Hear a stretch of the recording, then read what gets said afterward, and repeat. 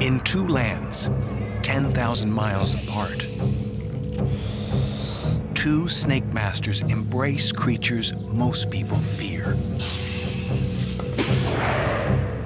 Skilled experts with lifetimes of experience, they believe they have special powers and divine protection. But both worlds turn upside down when two lightning-quick attacks transformed their routines into nightmares and send their lives into a race against time and venom. After hundreds of performances involving thousands of snakes, what went wrong and who will survive? Man, we gotta go. On that particular day, and at that particular moment, why would the snake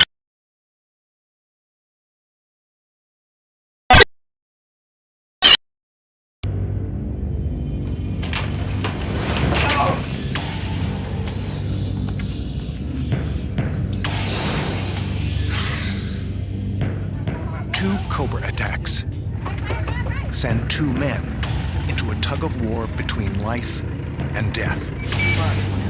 Take it easy, just relax. And raise disturbing questions about the limits of human-animal interaction. Most people stay as far away from snakes as possible, particularly the venomous ones. But there are people who embrace venomous snakes and appear to have the mysterious power to handle them without being bitten. Snake charmer Boonrang Buajan is famous throughout Thailand. His prowess is legendary. He has been featured on national television living in a glass box with scores of venomous snakes. And in the United States, David Weathers, another performer, spends hours each day practicing moves with some of the world's most lethal serpents. But after hundreds of performances involving thousands of snakes, both men cross a delicate line and are suddenly bitten. Why did all their experience and knowledge fail them? What caused the snakes to strike? And who will survive? Punta Gorda, Florida. David Weathers is working in the snake house behind his home. It's the end of a typical day. He's preparing for a show the following day, stacking boxes of snakes to load into his truck. His father and a friend are recording the process on videotape. This is the actual footage from that night. Absolutely had no idea that anything was going to happen. He'd packed up everything else. This was either the last or the next last snake to go. I had no idea that anything was going to happen with this snake. Not that short. Just enough to get through your shirt.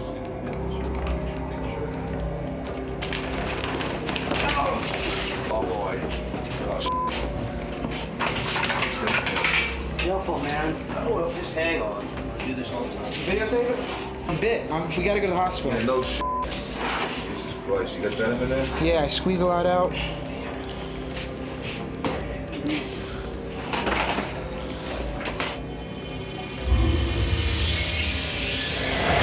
Yeah, I got severe pain in my stomach because that's where I got bit, right in the stomach.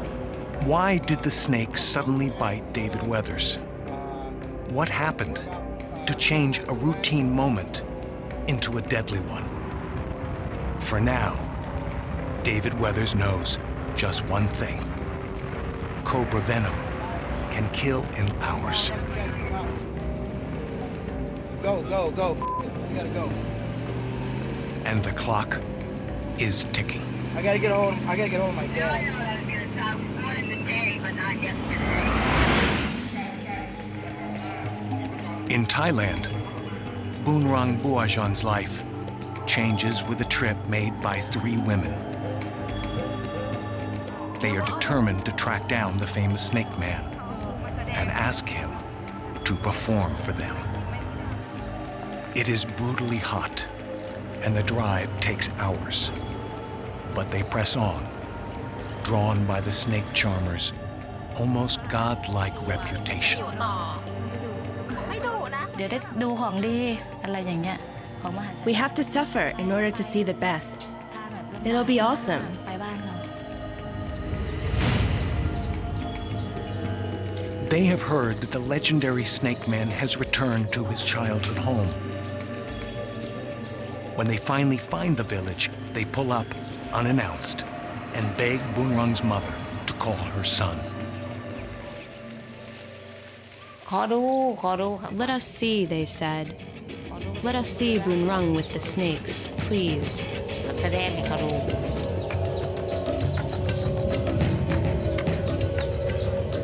แสดงให้เขาดู He decided to show for ได้ them, แม่ว่าจะให้แสดง but I didn't want him to.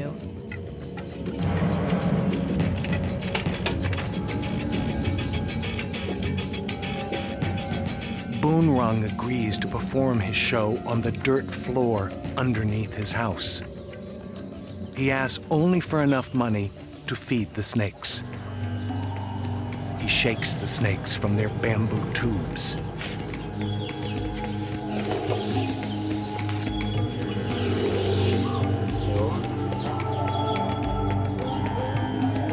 The performance begins. เขาดูพี่น่าดูเลยพี่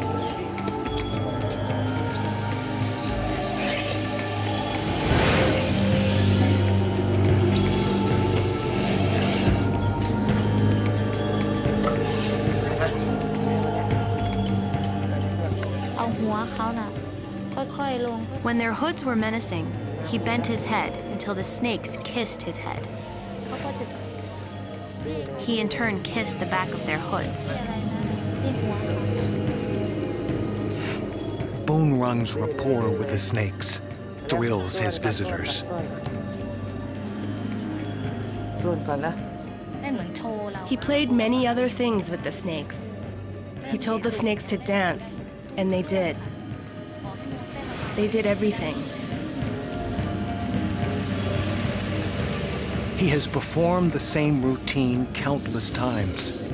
But an hour into this show, something goes terribly wrong.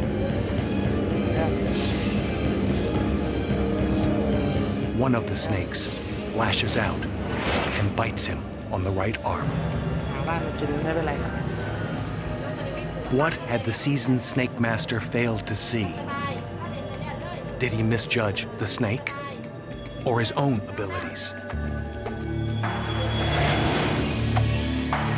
And what clues does the videotape of David Weathers reveal that will explain who will live and who will die?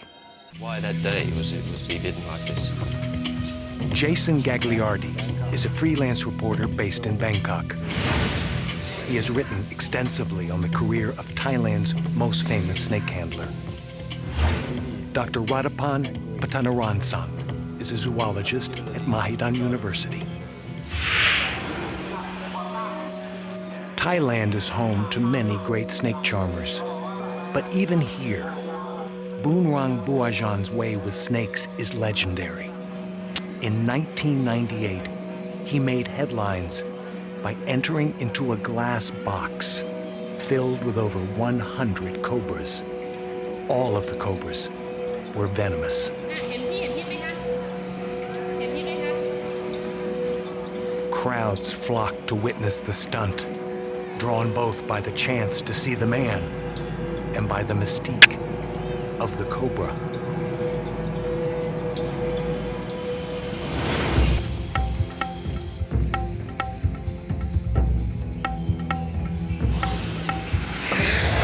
Their fangs are fixed, always ready, and operate like tiny hypodermic needles that inject the toxins into the flesh of their prey.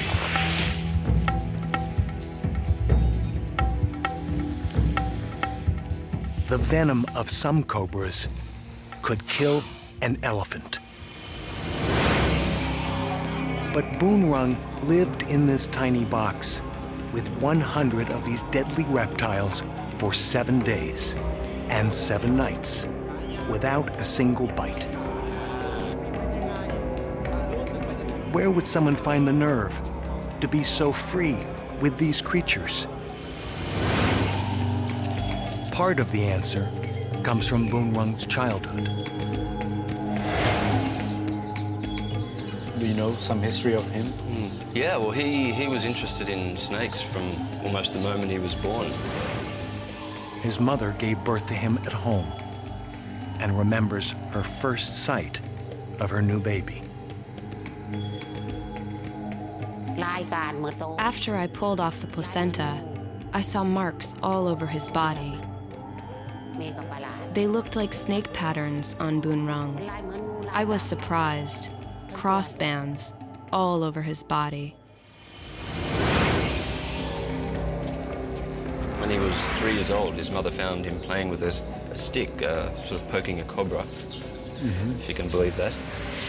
She said he just had this natural affinity for snakes and loved to be around them. So it's just out in these fields right here was where he used to go and hunt for his cobras.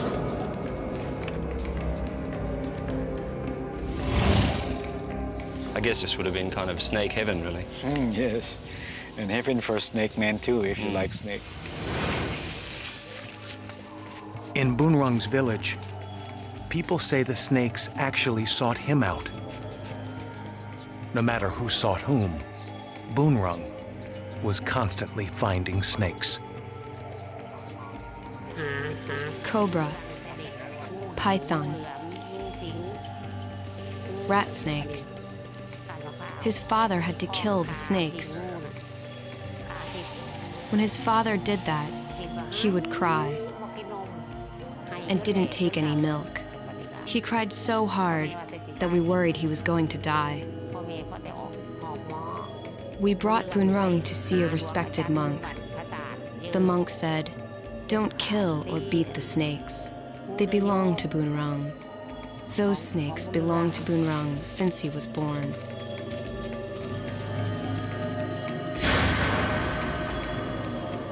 Boonrung grew up believing he had lived a previous life as a snake. This belief seems to have helped him learn snake behavior, and he was soon performing tricks for other kids in the village.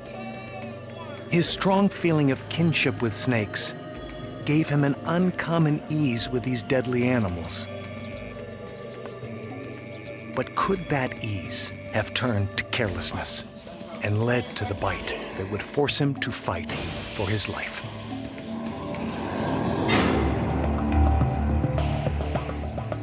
David Weathers grew up half a world away in Southwest Florida. And like Boonrung, bonded with snakes at an early age.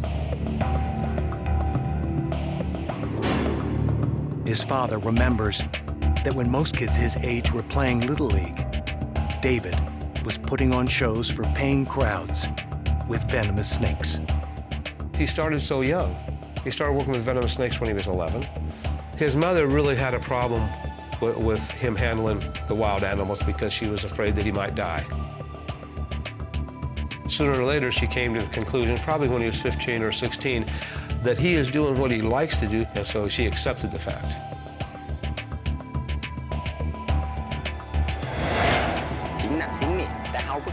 It seems that both Boonrung and Weathers were determined to follow their unusual paths.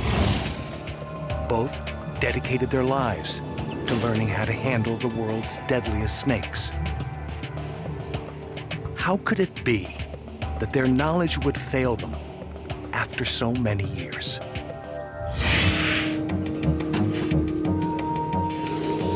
Boonrung begins his show by tossing the snakes onto the floor.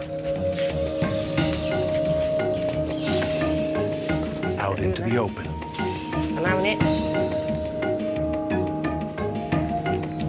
Where the light is bright, the air is hot, and and where Boonrung knows the cobras will sense danger.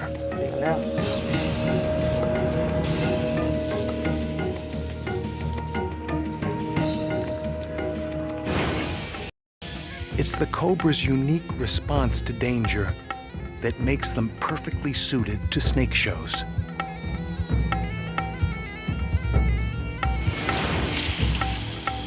While most snakes slither away when threatened, cobras literally stand and fight. They can raise themselves up to 1/3 their body length, hissing with terrifying force. The ribs inside their upper body fan out, creating the trademark hood. And often, they will run through a series of slower mock strikes before launching the real thing.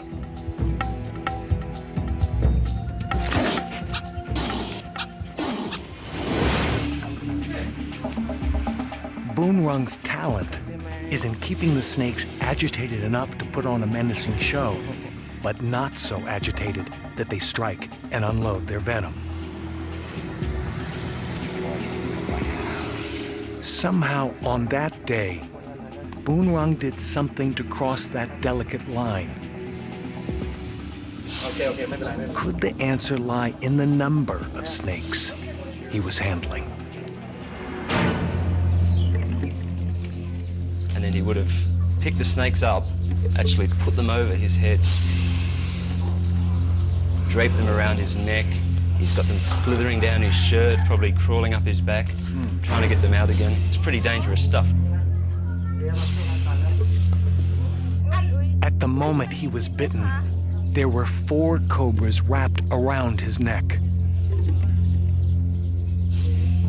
Was he trying to charm too many snakes at once? Is this the mistake that would leave him fighting for his life? When Boonrung Buajan put on snake shows, he often performed with many snakes at a time, stunning onlookers who feared for his life. But in fact, in snake charming, there may actually be safety in numbers. How could that be? The reason lies with the snakes themselves. Snakes depend on taste and smell to gauge their surroundings. The more secure they are in their environment, the less likely they are to strike. Snakes both taste and smell with their tongues. The darting forks grab chemicals from the surrounding world and insert them into a special organ on the roof of the mouth called the Jacobson's organ. This enables them to analyze the chemicals and determine where food or danger may be lurking nearby.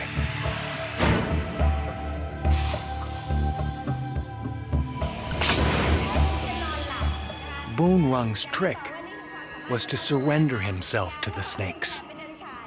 By letting them lick him and slither all over his body, he made himself a familiar, non-threatening part of the snake's world. In fact, Boonrung may actually have been safer living in the glass box with 100 cobras than he was performing in his own backyard with 4. And there's another possible clue to be gathered from the glass box that may help to explain his survival. The climate inside the box was controlled, while the climate in the village was not. The sun was very bright, and the weather was so hot. He was sweating. We were all hot. Do you think the temperature could have been a factor in Boonrung being bitten? It's around midday. It's this time of year. It's absolutely stinking hot. Oh, this is not good to handle the snake in such temperature. They maybe got angry more easily. If it is too hot for them, they will die.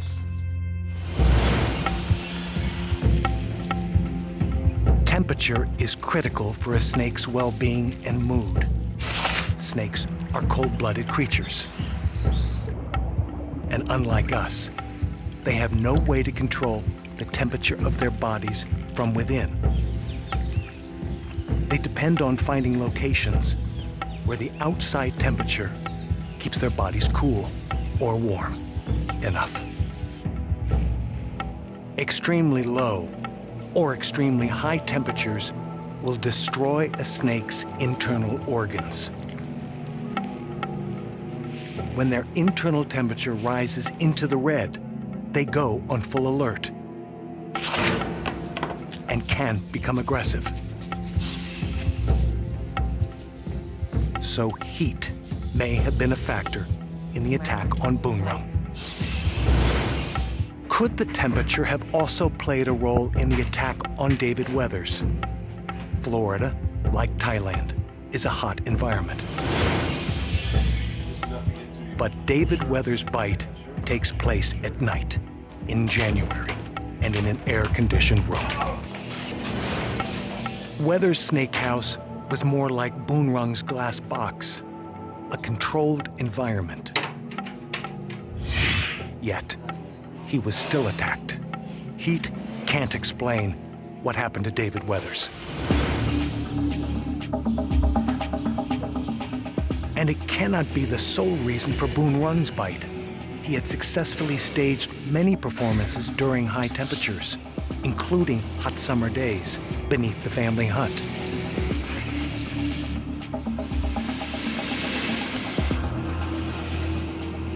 But there is evidence that the heat on this day affected the behavior of one particular snake, the snake that would ultimately strike. A key clue to why the legendary snake charmer Boonrung Buajan was attacked comes from the eyewitnesses on the scene, the three women. There was one snake that crawled away, and he pulled it back. He kept pulling it back.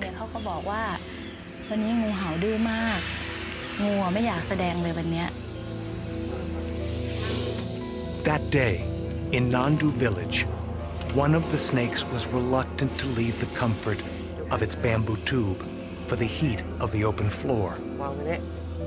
Did the famous snake man fail to listen to his snakes? He struggled with that snake. The snake kept sticking its tongue out, so I asked what it wanted. Boonrung said, it doesn't want to perform. It's very hot and moody. But I wanted to perform. That's what he said. Boonrung always walks a dangerous line in his shows between pushing the snakes to perform and provoking a deadly attack. This time, he seems to be crossing that line. There was one that didn't want to show. He said to the snake, "Please, the woman came from far away. They paid for the food." He pulled it back twice. The third time, the snake got mad and struck him at his right elbow.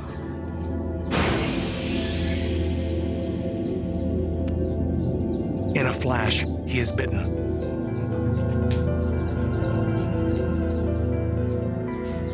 What Boonrung does next shocks the visitors even more. With deadly cobra venom coursing through his veins, he continues on with the show. We screamed, "Aye, are you hurt? Are you hurt?" He said, "If it were you, you would be at death's door. I don't feel pain because I got bitten so many times. I'm used to it." Boonrung believes he'll survive the snake's bite. He said, "Don't worry. Tonight the snake will apologize to me." Whenever a snake bites me, it asks for forgiveness. He said he had his remedy. In Florida, David Weathers hadn't even begun to perform when he was bitten. He was dealing with one snake, not 4. Conditions were cool, not hot.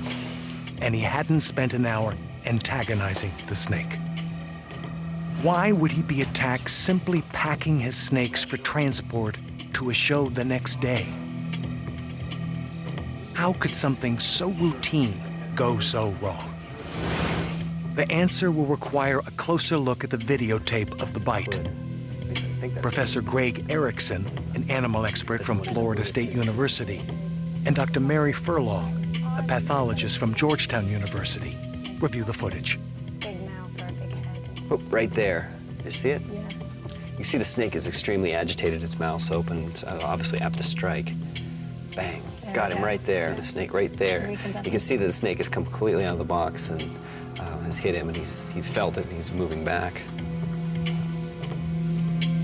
Clearly, Weathers, like Boonrung, was handling an aggravated snake. But in this case, heat had nothing to do with the snake's mood. Was there something else upsetting Weathers' snake on that day? It turns out there was. The snake had recently shed its skin.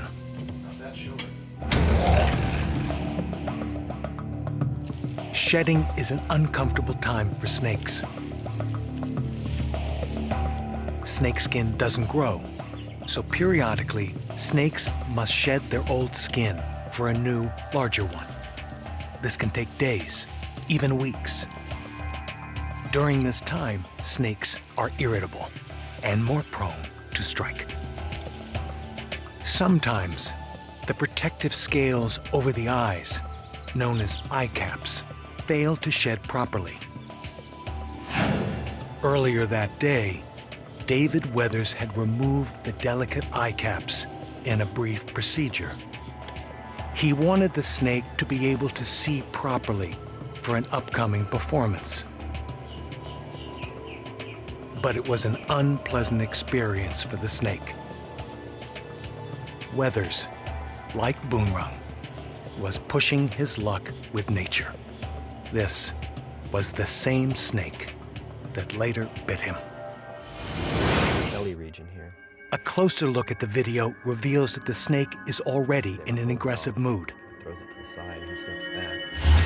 And there was something else working against Weathers at this moment. As he flings the snake back into the box, the cobra's skeleton is forced into a recoil.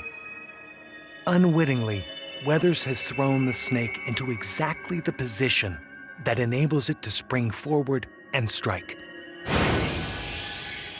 Most cobras prefer to strike from their raised position, releasing energy much like a coiled spring. When the snake happened to land in that stance, it was already poised to strike in an instant. What's more, cobras rarely strike upwards, but out and down. When this one struck, the position of the box lid with the gap towards Weathers gave the snake a clear opening. And the position of the stacked box, even with Weathers' torso, gave the cobra a large target right in line with its natural strike. And once it struck, it wasn't letting go. It seemed to latch and stay on. And then, it was just pouring in venom, and David actually grabbed it and pulled it away. Oh, boy. Oh, you got venom in there? Yeah, I squeezed a lot out. See where he got bitten right here. Both Oh, fangs. yes, you can see fang you see marks. both fangs. The snake, released neurotoxin into the wound there. Immediately, he said, "This is a bad bite. I have to go to the hospital."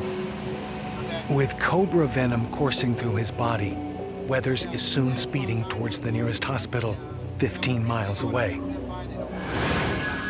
Boonrung continues to perform. Do either of them have a chance? part of the answer is in the specific type of venom in cobras.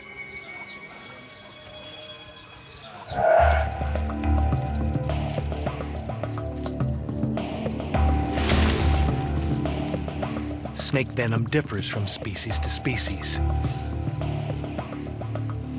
With most cobras, the most powerful effect is neurotoxic, attacking the nervous system and shutting down muscles and organs.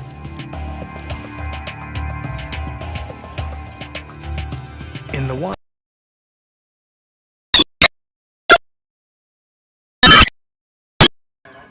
but how much time do they have?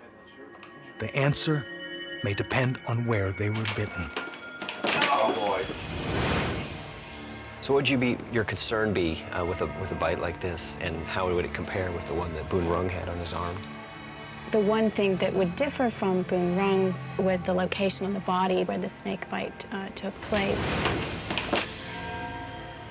And we all have areas where we may have more fat underneath our skin, and that may be slightly protective in terms of how fast or how quickly the venom gets into the bloodstream.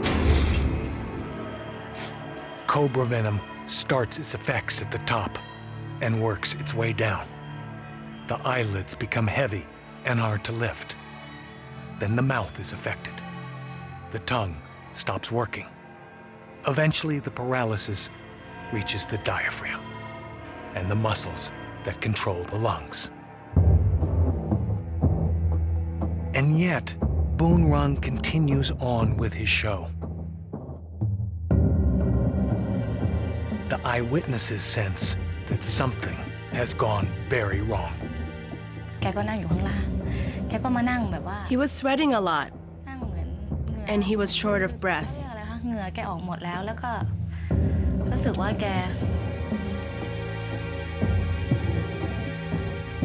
How was it possible for Boon Rung to deny the urgency of his predicament?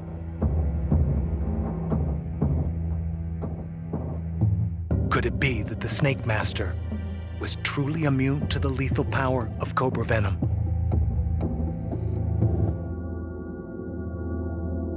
Would he survive this bite, just as he apparently had survived others? Even his mother, who believed in Boon Rung's powers, began to worry.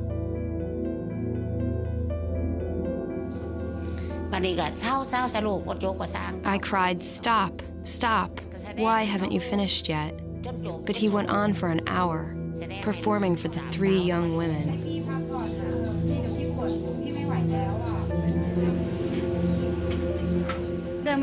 His condition was bad. He seemed very tired. He said, "My blood is snake blood."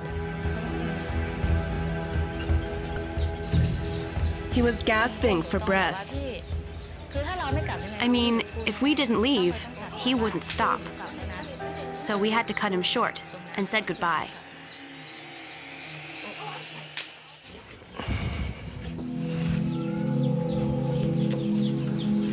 Boon Rung believed he had his own remedy. But would it be enough to save his life?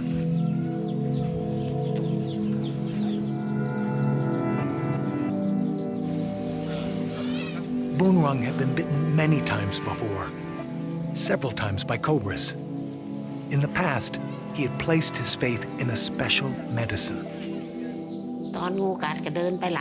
When he was bitten, he walked out to the backyard to pick some medicinal herbs. He chewed the herbs and rubbed them on the bite.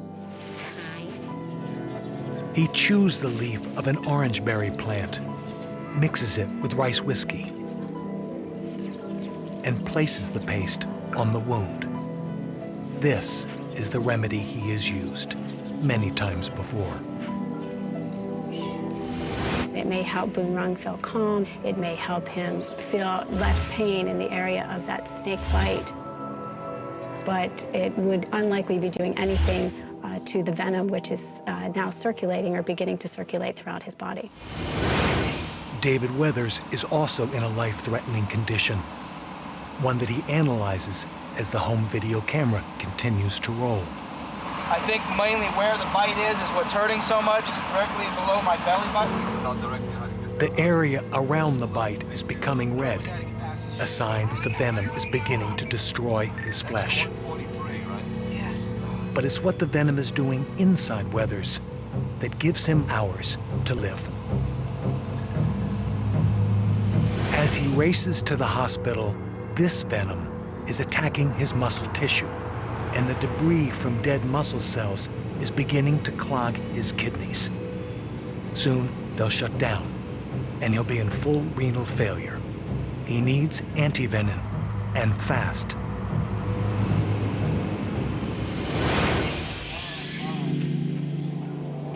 Boonrung has refused to go to a hospital.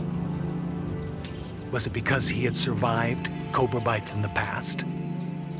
How could this be possible? Do you think that because he'd been bitten on a number of occasions before, could he have developed some resistance? In theory, because the venom is a protein, our body can create immunity against the venom. If he was bitten in a small amount, it can create immunity. And there's another explanation.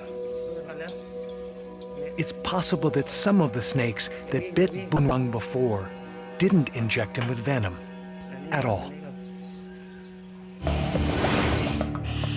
To survive, snakes must conserve their venom and use it only for acquiring food.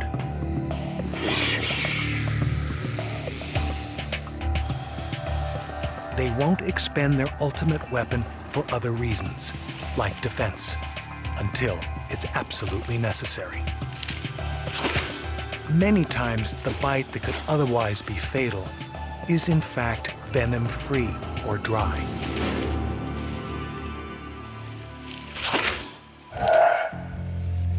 A significant percentage of cobra bites are actually dry bites.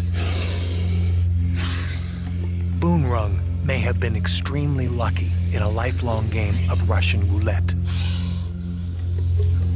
He may have survived previous bites, not because of his herbal remedy, as he believed, but because those bites had contained little venom, or none at all.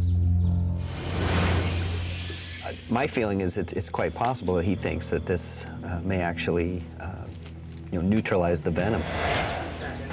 Someone such as himself who's handled literally thousands of snakes and admittedly had been bitten on many occasions, had perhaps tried this before and of course survived.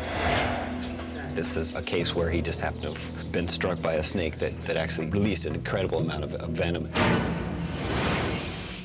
The star of Thailand believes he has the cure for the deadly bite. But by this time, over an hour has passed, and Boonrung is displaying all the symptoms of a full neurotoxic envenomation. His breathing is becoming labored, his muscles weak, and he can hardly keep his eyes open. David Weathers' body is reacting differently to the venom. His symptoms are more subtle. His breathing is fine. Go. But invisibly, his kidneys are beginning to labor. If he doesn't get antivenin soon, they'll shut down. And the flesh around Weathers' bite is starting to dissolve. 41, we're almost there. Yep. All right. Hurts like you can see the discoloration in my stomach. This one apparently has a decent amount of venom into it. There's an interesting thing I want to show you here, that you can see some necrosis setting in. Is that what's causing the bruising or the death of tissue here? What's going on? Right. Part of any toxin, any snake venom, are substances that can lead to tissue destruction. This area, it appears more reddish and bluish, and that would be the area where these enzymes, if you will, these components of the venom are destroying that tissue. We know that this patient has venom in the skin here, and we see this area of tissue destruction. This small patch of discolored skin could be the beginning of something very much worse. Tissue-destroying snake venoms can cause the loss of fingers, even hands or feet, or in David's case, eat a hole in his stomach. I'm having a hard time with this. I feel worse than I'm being stabbed in the stomach. Bad. Cobra venom is a variable mix of toxins, a cocktail that can differ by habitat and even from snake to snake. I got cotton mouth real bad. We gotta get there. The cobra that bit David Weathers seems to have a greater amount of tissue-destroying enzymes in its venom. In Boonrung's village, a decision to seek help has finally been made.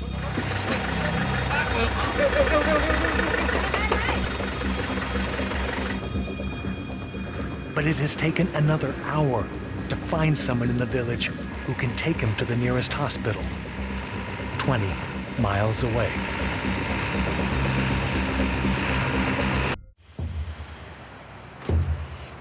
In Florida, David Weathers arrives at the hospital in Fort Myers, just 20 minutes after the bite. How long ago? 20 minutes ago. 20 minutes ago, tops. But there's a catch. The hospital does not stock cobra antivenom.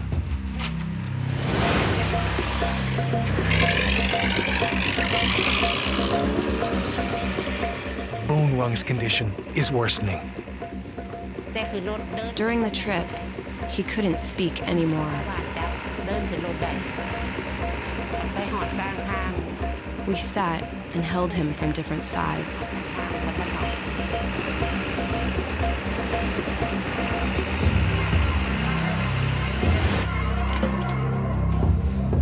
David Weathers' kidneys are laboring without the antivenom, but cobras are not native to Southwest Florida or anywhere in the United States.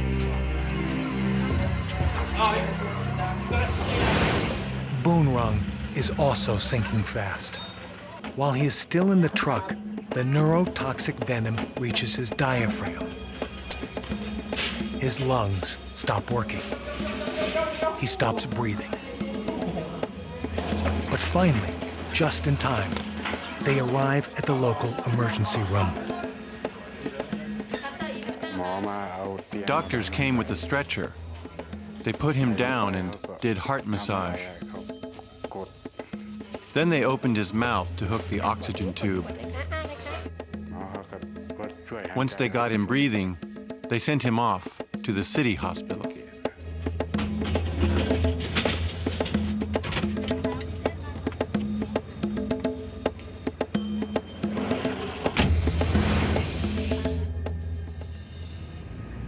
David Weathers must wait for the cobra antivenom to arrive from a special poison unit in Miami, 120 miles away.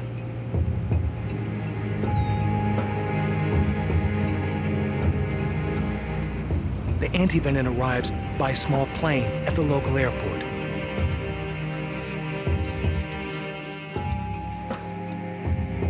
And David Weathers receives 10 vials of the special serum.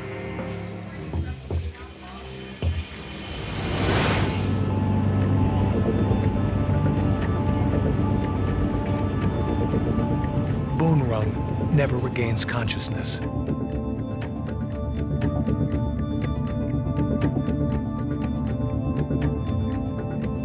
The legendary Snake Master had given his final performance. David Weathers survives. Ahead lie weeks in recovery and months enduring repair to the bite wound. I don't hold any grudges against the animals. You know, he's doing his job. He's being a cobra. He did what he was supposed to do, and I just definitely wasn't doing what I was supposed to do. Two men, 10,000 miles apart. Both experts in handling some of the deadliest animals on the planet. They knew these snakes as well as anyone on Earth, and it handled them thousands of times over many years. Yet for just an instant, both of them misjudged their snakes, a rare mistake that for one of them proved fatal.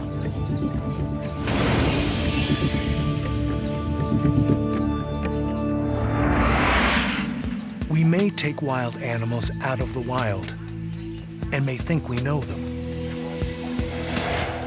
But these animals and their behavior will always remain unpredictable. And so, dangerous.